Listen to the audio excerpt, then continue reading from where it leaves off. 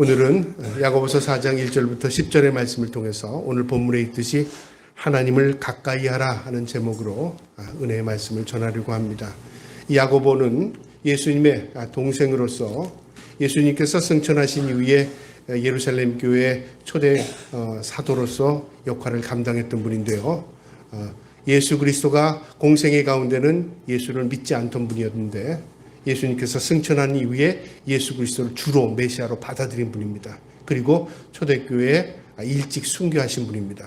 그분이 믿음이 무엇인가를 우리에게요 낱낱이 가르쳐주는 내용인데, 이 하나님의 말씀을 통해서 우리가 알고 있는 믿음과 또 우리가 어떻게 살아가는 것이 진정한 믿음인가를 이 말씀에서 보여줍니다. 그래서 로마서는 믿음이 무엇인가를 교리적으로 말씀해 준다면, 이 야고보서는 믿음의 행위가 무엇인가를 우리에게 가르쳐 줍니다. 그러니까 믿음은 삶이다 그 말이죠. 그래서 우리가 한번 다시 그 말씀을 기억하면서 1장부터 잠깐 보겠는데요. 믿음으로 사는 사람은 고난이 있다 그 말을 1장 시작부터 합니다. 그래서 고난이 곧 믿음이라는 겁니다. 1장 2절에 내 형제들아 너희가 여러 가지 시험을 당하거든 온전히 기쁘게 여길지어다. 이는 너희의 믿음의 시련이 인내를 만들어내는 줄을 너희가 알미라. 우리가 믿음으로 살면 시험이 오는데 그 시험이 있음을 너희가 기억해라 그 말이죠. 이 시험은 우리를 실족시키기 위한 시험이 아니라 우리의 믿음을 업그레이드 시키기 위한 하나님의 축복의 시험이다. 그렇게 말씀하는 겁니다. 그러니까 시험을 이겨내라 그 말이죠. 격려하는 얘기입니다. 그러면서 또 시험에 대한 이야기를 하는데요. 하나님이 시험하지 않는답니다. 그러니까 이 말의 내용은요. 우리 성경은 시험 그렇게 되어 있지만 똑같은 단어로 되어 있지만 영어 성경에는 두 단어로 다르게 나와 있습니다. 테스트, 템프테이션. 그러니까 테스트는 하나님이 우리를 시험을 하기 위해서, 우리 성장시키기 위해서 시험하는 거라면, 템프테이션은 우리 유혹에 넘어가게 하는 시험은 하나님 하지 않는다 그 말이죠. 우리가 실속시키는 시험을 하지 않는다 그 말이죠. 만약에 그런 시험을 한다면 내 욕심에서 오는 것이니까 그 욕심 떨쳐버려라. 시험의 의미를 분명히 알아라 그 말이죠.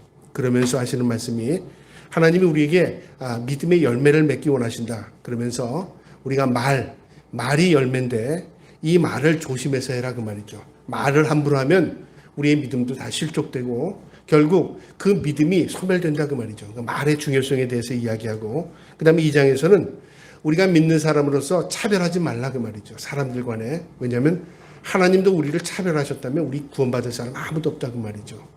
우리가 구원받은 존재로서 우리가 하나님의 모든 피조물들을 살아가며 섬기며 살아라 그 말이죠. 누구도 사람을 실족시키거나 그를 차별하지 말라 그 말이죠. 하나님의 말씀 가운데 우리가 피조물인 것처럼 그들도 하나님 다 창조한 피조물이다 그 말이죠. 그러면서 행하는 믿음이라는 것은 살아있는 믿음이다. 만약에 우리가 행하지 않는 믿음은 죽은 믿음이다 그렇게 말합니다. 너는 나에게 믿음을 보여라. 나는 너에게 행함을 통해서 믿음을 보이겠다. 그런 말씀처럼 믿음은 살아있는 것이고 행하는 것이다. 그 내용을 2장 14절부터 이야기합니다. 그 다음에 3장에 와서는요. 믿음의 말에 실수가 없도록 하라. 그러니까 말의 중요성에 대해 이야기하면서 우리 인간의 말은 절제가 되지 않으면 누구도 통제하지 못한다.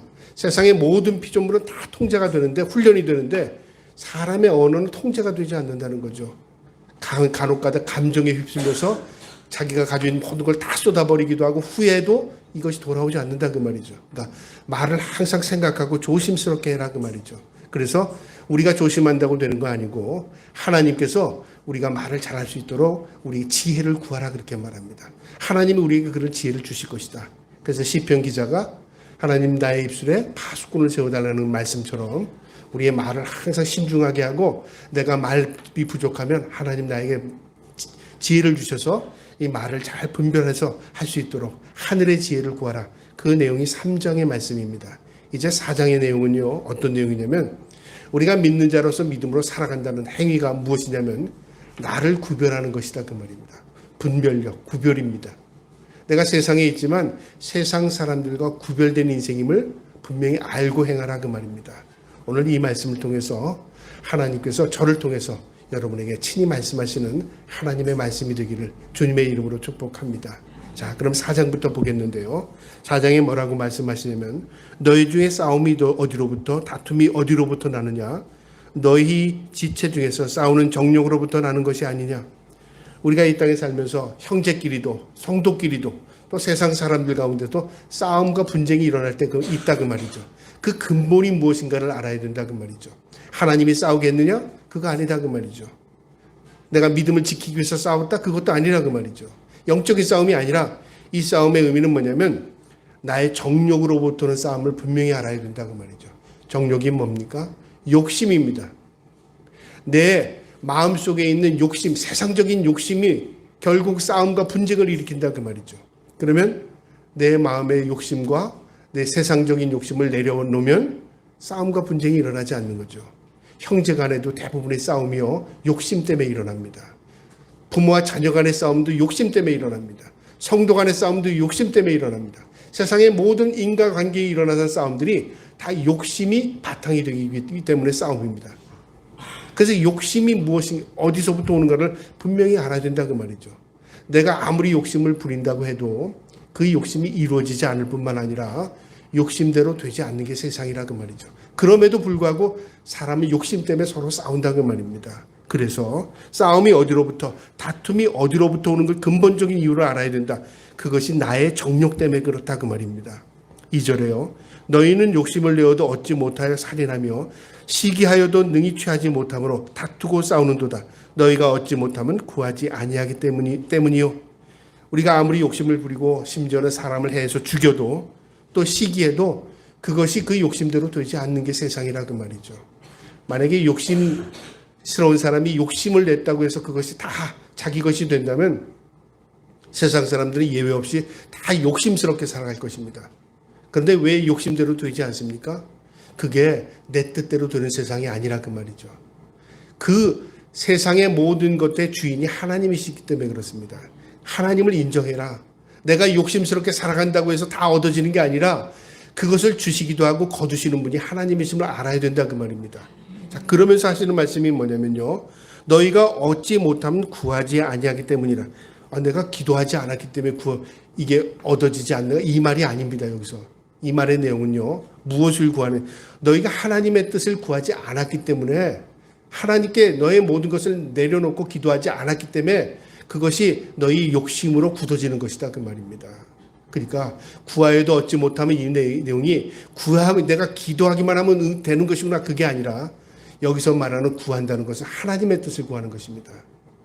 내가 하나님의 뜻을 구하면 내가 잘못 구했구나, 내가 잘못 욕심을 내채우기 위해서 내가 어거지로 이것을 찾았구나, 그걸 깨닫게 되는 거죠. 그래서 하나님의 뜻을 구하면 하나님께서 그 뜻 안에서 우리에게 은혜를 베풀어 주신다 그 말입니다. 자, 그러면서 3절에요. 구할지라도 얻지 못하면 정욕으로 쓰려고 잘못 구하기 때문이라. 이 2절과 3절이 열거되는 내용이죠. 우리가 열심히 기도하고 구했습니다. 그런데 그것이요 이루어지지 않는답니다. 아는 것이 있다 그 말이죠. 왜냐하면 정욕, 세상적인 욕심, 내 욕심을 채우기 위한 기도는 하나님이라도 들어주지 않는다 그 말이죠. 왜요? 하나님이 인격적이신 분입니다. 또 하나님은 우리에게 해가 되는 것을 주시지 않습니다. 우리가 자녀들에게요, 자녀가 자신에게 해가 되는 것을 자꾸만 구해요. 나 그거 사주세요. 아니면 나 뭐 할래요. 그렇게 고집을 피울 때, 부모가 안 되라고 말할 때 자녀의 입장에서는 부모가 거절하는 것으로 생각하잖아요. 그러나 부모의 입장에서는 그것이 거절이 아니라 네가 그것을 갖는 순간에 너에게 해가 되기 때문에 그래. 그래서 부모의 입장에서 아이를 말리거나 그걸 거절하는 것입니다. 하나님과 우리의 관계는 어떻습니까? 더 그렇죠. 우리는 모릅니다. 그것이 나에게 해가 되는지 나에게 유익이 되는지는 가봐야 하는 것이죠. 예를 들어서 세상에 우리가 모든 사람들이 다 갖고자 하는 것을 나도 갖고 싶어요.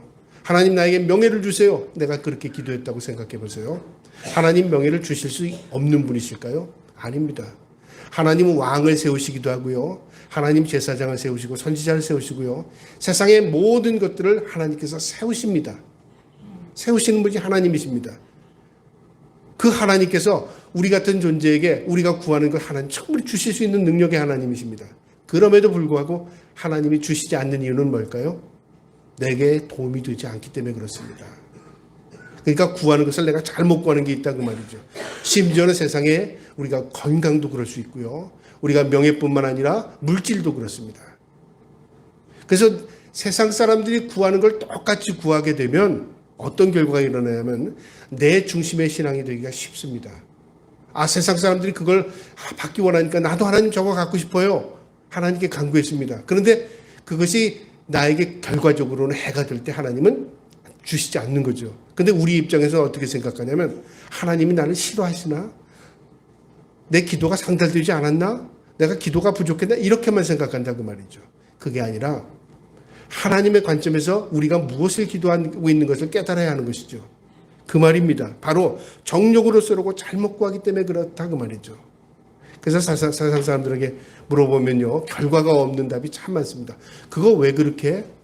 그러면 내가 그렇게 되기 위해서 그거 돼서 뭐 하려고? 그럼 그 다음에 답이 없어요. 예를 들어 볼까요? 너 그 자리를 왜 그렇게 탐내? 높은 자리에 올라가고 싶어서, 권력을 갖고 싶어서. 그 자리에 되면 뭐 하려고? 그럼 답이 없는 거예요. 그냥 높은 자리에 있어 사람들이 날 존경하니까. 그게 인생의 목적일까요?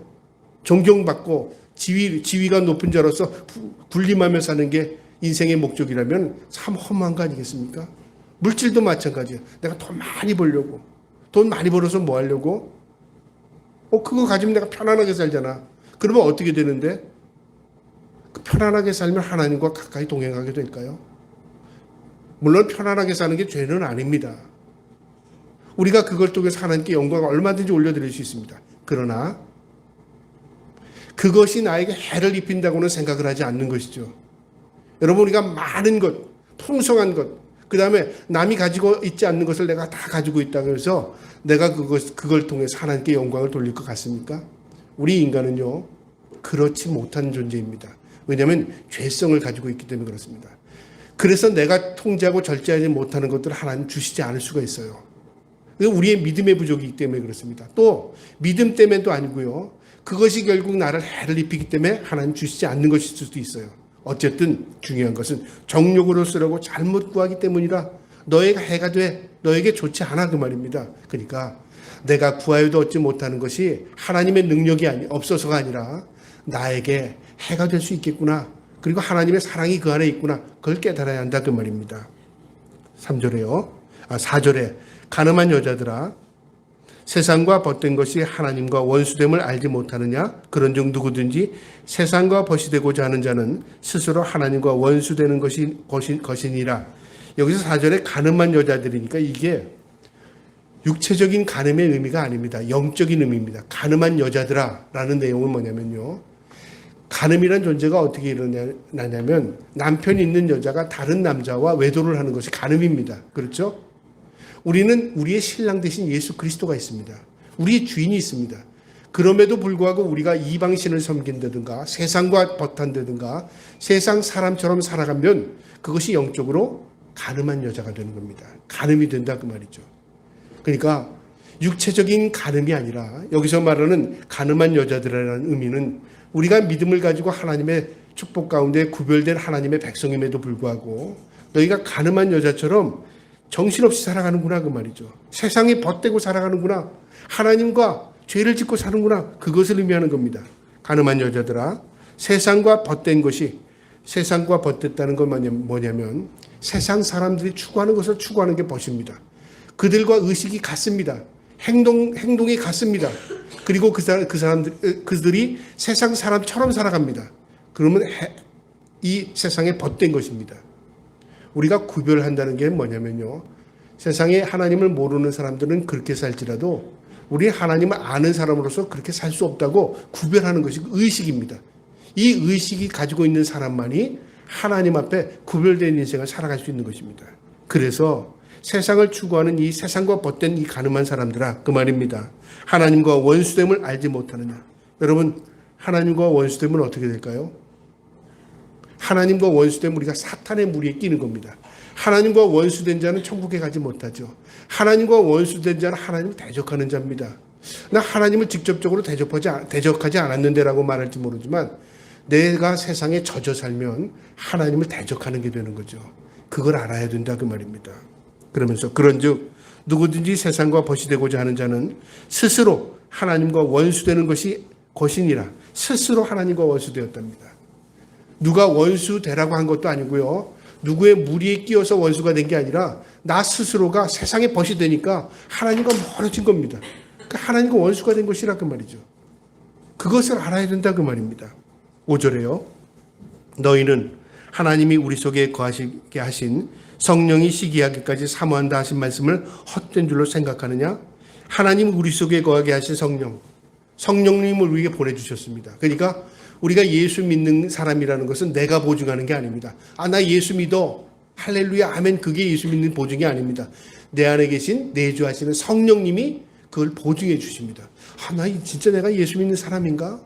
내가 온전히 예수 믿는 사람인가? 고통스러워도 성령이 보증해 주십니다. 너 예수 믿는 하나님의 자녀야. 너 하나님의 백성으로 택함받은 백성이야. 이게 내 마음 깊이에서 우러나게 하신다 그 말이죠. 내 입술에 있는 게 아니라 그 말이죠. 그 성령님을 어떻게 하냐면 우리가 회방하는 게 된다 그 말이죠. 성령 회방죄는 어떻죠? 하나님 앞에 심판받습니다. 지옥 갑니다. 여기서 하나님이 얼마나 우리를 사랑하는 줄 아느냐 그 말이죠. 여러분 사랑의 반대는 시기입니다. 시기. 우리가 사랑이 반대는 무관심이 아니라 그 말이죠. 사랑했다가 헤어졌다. 사랑했다 헤어졌다. 그러면 헤어진 사람은 관심이 없죠. 그 다음에 또 새로운 사람을 사랑할 수 있어요. 그러면 전 사람은 사랑해서 잊어버린 겁니다. 그런데요. 이 시기한다는 게 뭐죠? 지금도 사랑하고 있기 때문에 시기하는 겁니다. 그런 마음 아니겠습니까? 하나님이 우리를 사랑했어요. 근데 우리가 세상과 벗하고 살아요. 세상 사람처럼 살아요. 의식 없이 살아가요. 하나님의 마음을 분노케 하는 겁니다.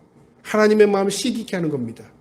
그래서 우리의 내주하는 성령님께서 그걸 깨닫게 하신다 그 말이에요. 이 5절의 내용은 하나님이 우리를 얼마나 사랑하는지 너희가 아느냐 그 말이죠. 알매도 불구하고 너희가 세상과 벗하고 살 수가 없지 않느냐 그 말입니다. 그러니까 하나님이 그만큼 우리를 사랑하는 걸 너희가 깨닫고 세상과 늘 구별된 인생을 살아가라. 세상과 벗되는 것은 하나님과 원수되는 것이다. 이것을 알라 그 말입니다. 6절에요. 그러나 너희 큰 은혜를 주시나니 그러므로 일러스되 하나님이 교만한 자를 물리치시고 겸손한 자에게 은혜를 주신다 하였느니라. 큰 은혜를 우리에게 주신답니다. 어떤 자에게요? 겸손한 자에게. 그러니까 우리가 하나님을 겸손하게 섬기면 우리 안에 모든 삶에 하나님의 은혜가 넘치게 한다 그 말이죠. 하나님은 교만한 자를 대적하신답니다. 멀리 하신다 그 말이죠. 그러니까 하나님을 가까이 하는 방법은 뭐냐면 내가 하나님 앞에 항상 겸손하게 사는 것입니다. 나의 부족, 나의 연약함을 늘 고백하고 사는 게 그게 하나님의 은혜입니다. 하나님 없이 나 살 수 있어요. 이제 난 이것만 주시면 하나님 돼요. 그건 교만함입니다. 우리가 겸손하다는 것은 하나님 세상 이 모든 것들보다 하나님이 더 나에게 귀합니다. 하나님 내가 이것 갖고 사는 게 아니라 하나님 은혜 없이 살 수 없습니다. 그래서 가난한 자가 복이 있답니다. 천국이 저희들 것이랍니다. 애통하는 자가 복이 있답니다. 그때 하나님의 위로를 받는답니다. 마태복음 5장의 말씀이잖아요. 우리의 부족함, 우리의 연약함, 우리의 고통으로 인한 눈물, 이 모든 것들이 하나님을 가까이 하는 것입니다. 이 야고보 또 그 얘기를 하는 겁니다. 우리가 겸손하게 하나님을 섬겨야 하나님의 은혜가 우리에게 밀물처럼 밀려오는 것이다. 그 말입니다. 7절에요. 그런즉 너희는 하나님께 복종할지어다 마귀를 대적하라. 그리하면 너희를 피하리라. 여기 아주 중요한 말씀이 있는데요.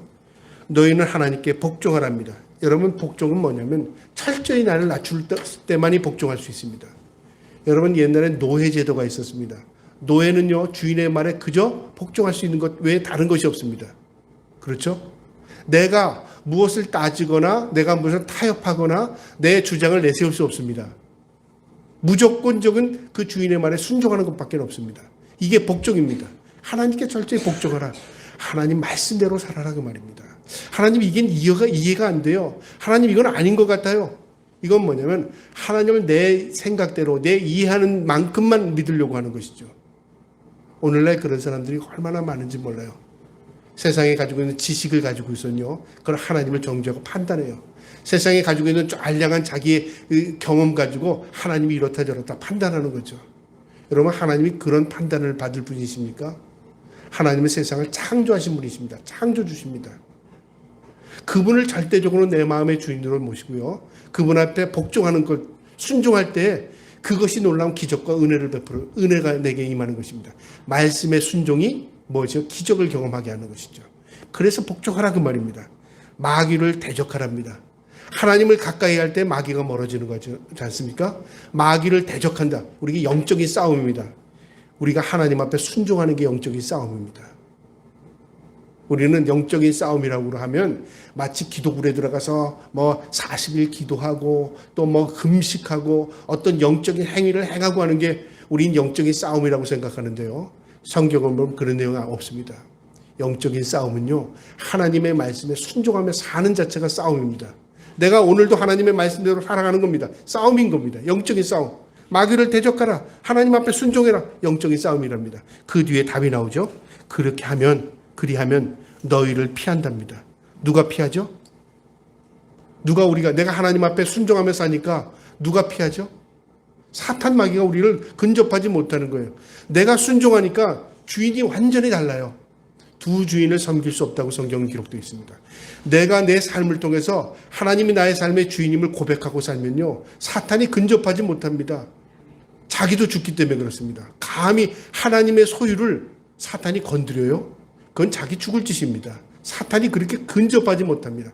우리가 여기 양다리 걸치고 여기 갔다 저기 갔다 이 행동했다 저기 행동해야 되니까 사탄이 미혹해서 자기 편으로 끌어당기려고 하죠. 우리가 철저하게 하나님 앞에 순복하고 살면 사탄이 우리 대적합니다. 사탄을 우리가 대적하는 것이고요. 사탄이 우리를 근접하지 못한답니다. 너희를 피한답니다. 이게 영적인 싸움입니다. 저와 여러분이 하나님 앞에 순종하는 삶을 통해서 사탄이 근접하지 못하는 은혜가 있기를 주님의 이름으로 축복합니다. 8절에요.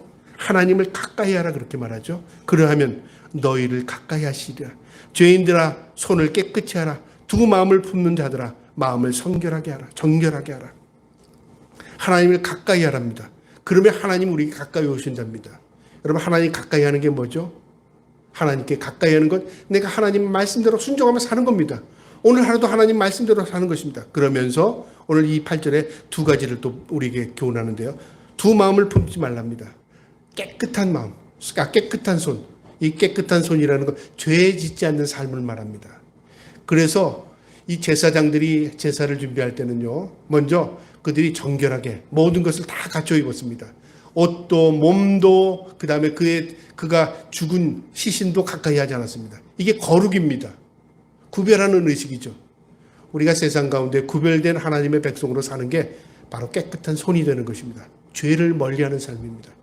죄를 멀리하고 늘 정결한 거룩한 삶을 살아라 그 말이죠. 그러면서 두 마음을 품은 자들아 마음을 성결하게 하라. 세상에 있지만 세상과 그 다음에 하나님의 마음을 오고 가지 말라 그 말이죠. 두 마음을 품지 말고 언제나 한 마음으로 하나님을 향한 마음으로 성결하게 깨끗하게 살아라. 이것이 영적인 싸움의 승자가 될 수 있는 것이다. 이게 믿음이다 그 말입니다. 그러면서 9절에 슬퍼하며 애통하며 울지어다. 왜 울라고 할고 왜 애통하고 왜 슬퍼하라고 할까요? 무엇 때문에요? 내 처지 때문에요? 그게 아니라 내 죄 때문에. 내가 하나님 앞에 어떤 존재인가를 늘 알라 그 말이죠. 소크라테스가 내 자신을 알라는 게 철학적인 명제 아닙니까? 내 자신을 모르고 사는 사람들이 수두룩하게 많아요. 그러니까 이 철학적인 명제도 나 자신을 아는 게 얼마나 위대한 발견인지 몰라요. 그런데 성경은 내가 죄인이른가를 깨닫는 거죠. 아는 것뿐만 아니라 내가 어떤 존재인가를 깨닫는 게 얼마나 하나님이 주시는 은혜이고 은총인지 몰라요. 죄를 아는 것. 은혜입니다. 은총입니다. 죄가 있는 곳에 은혜가 임합니다. 그래서 울기 시작합니다. 하나님 나는 죄인입니다. 하나님 내가 주님 은혜 아니면 살 수 없습니다. 통곡하는 겁니다. 슬퍼하고 애통하고 울지어다. 너의 죄 때문에. 너희 웃음을 애통으로 너의 즐거움을 근심으로 바꿀지어다. 하나님 내가 하나님의 은혜 없이는 살 수 없습니다. 내가 어찌 하나님의 은혜 없이 이 앞으로의 삶을 살아가겠습니까? 하나님 늘 하나님을 사모하며 살면요. 그것이 우리 인생을 정결케 하고 거룩해서 하나님 우리의 삶에 늘 동행하는 인생을 경험하게 되는 것입니다. 내 죄를 통해서 울라 그 말입니다. 그리고 너를 깨끗하게 하라 그 말입니다. 마지막 10절에요. 주 안에서 낮추라. 주님 안에서 예수 그리스도 안에서 나를 낮추고 겸손하게 살라. 그리하면 주께서 너를 높이시리라. 이 말을 잘못 이해하면요. 아 내가 높아지기 위해서 겸손하게 해야겠구나. 이거 위장이고 위선입니다. 잘못 우리가 이해하면 내가 낮아지면 하나님 언제나 나를 높여주시겠지. 이것도 잘못 이식하는 겁니다. 여러분 하나님이 나를 높이시든 안 높여주시든 우리 하나님 앞에 낮은 마음으로 겸손한 마음으로 사는 겁니다. 그러면 하나님께서 하나님의 방법대로 우리를 회복시켜 주시기도 하고 우리를 높여 주시기도 하고 우리에게 또 거듭나게 하시는 은혜가 있다 그 말이죠. 그러니까 내가 할 역할은 하나님 앞에 낮추고 늘 내 자신을 돌아보며 통회하고 자복하고 회개하고 하나님 앞에 거룩한 삶을 살아라. 그리하면 하나님의 은혜가 우리에게 밀밀로 밀려오고 하나님께서 은혜를 우리에게 베풀어 주실 것이다 그 말입니다. 오늘 이 말씀에서 우리에게 주는 교훈이 있는데요. 하나님을 가까이 하려면 우리가 진정으로 믿음으로 살려면 이게 야고보서 이 야고보의 핵심입니다. 내가 진정으로 하나님 가까이 하려면 어떻게 해야 되는가? 오늘 말씀처럼요. 7절의 그 말씀처럼 하나님의 말씀에 순종하며 순복하며 사는 것입니다. 내가 하나님의 말씀에 순종하면 사탄 마귀가 떠난답니다. 근접하지 못한답니다. 이게 영적인 싸움의 첫 번째입니다. 하나님의 말씀에 순종해야지. 하나님의 말씀으로 돌아가야지. 하나님이 나에게 뭐라고 말씀하시는가? 내가 그 말씀에 귀를 기울고 살아야지. 이게 영적인 싸움의 시작이에요. 저와 여러분이 올해 2024년도 우리 하나님의 말씀을 마음에 두시고 늘 말씀을 읽으시고 그 말씀을 가지고 하루하루를 승리하며 살아가기를 주님의 이름으로 축복합니다. 이것이 싸움의 승리입니다. 그 다음에 오늘 이 말씀의 교훈은요. 하나님을 가까이 한다는 것은 이것은 죄를 멀리하는 삶을 의미합니다.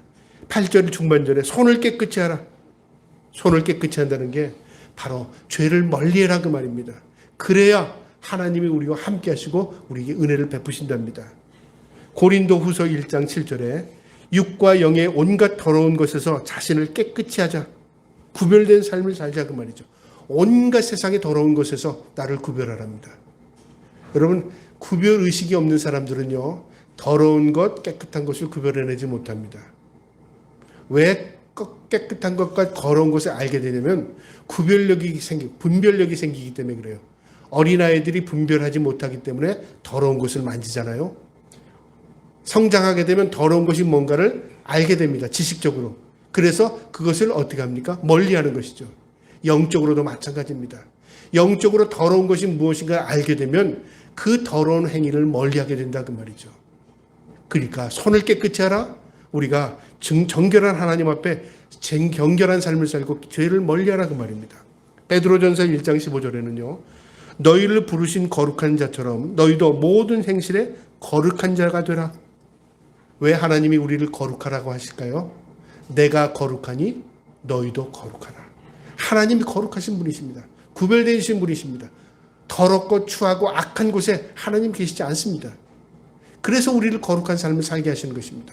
저와 여러분이 올 한 해도 하나님 앞에 구별되고 거룩한 삶을 살아갈 수 있기를 주님의 이름으로 축복합니다. 그 다음에 오늘 이 말씀의 또 교훈은 하나님을 가까이 하려면 어떻게 해야 되는가?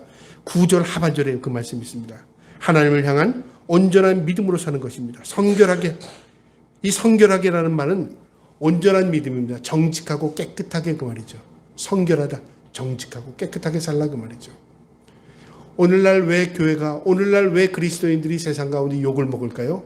다른 거 아닙니다. 너희나 우일이나 별 볼일 차이점이 없어. 너희가 더럽거나 우리도 그 정도는 더러워. 우리가 더러운 것처럼 너희도 더럽게 보이는데 그 말이죠. 우리가 더러운 것처럼 너희가 깨끗하다면요. 그들은요. 우리를 그렇게 대하지 않을 것입니다. 문제는 그들이 우리를 잘못 봐서가 아니라 우리의 행위가 잘못되어 있기 때문에 그렇습니다. 성결하지 못하기 때문에 그렇습니다. 이것이 정결과 이것이 진실입니다. 디모데후서 2장 21절에요.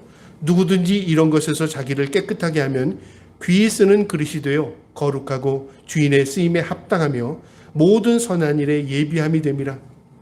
하나님도 우리를 깨끗한 그릇으로 만드셔서 쓰신답니다. 여러분 그릇이 쓰인다는 것은요. 그 그릇 위에 어떤 음식이 담기는 것입니다. 좋은 음식을 담을 때 좋은 그릇을 준비하잖아요. 우리 그릇입니다. 주님의 축복은 그 안에 담긴 음식과 같은 것입니다.